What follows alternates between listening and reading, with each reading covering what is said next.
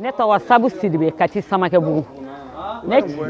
Ne bɛ min fɔ terrain la an cɛw ye retraité da Musa Tile de la pension ɲɛnama t'u ye mais an y'an cɛw dɛmɛ k'an denw labalo gare in na ka fɛn bɛɛ lajɛlen sɔrɔ yan k'an denw bɛɛ kɛ k'u ka école sara yan an bɛ malo san an bɛ na san an b'a bɔ yan an ma juru ta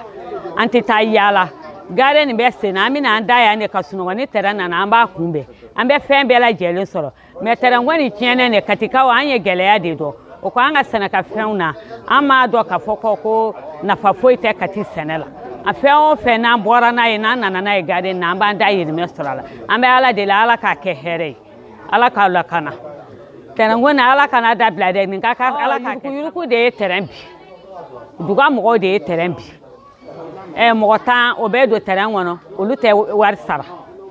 mɔgɔ 20 bɛ yen olu t'a sara o ye duga ye minnu o kɛra sababu ye terrain binna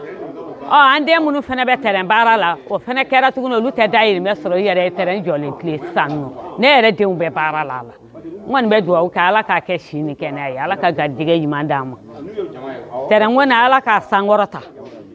mɔgɔ min kɛra sababu ye ka terrain ko lawuli Ala ka hɛrɛ k'a tigi ye Ala ka sankɔrɔta d'a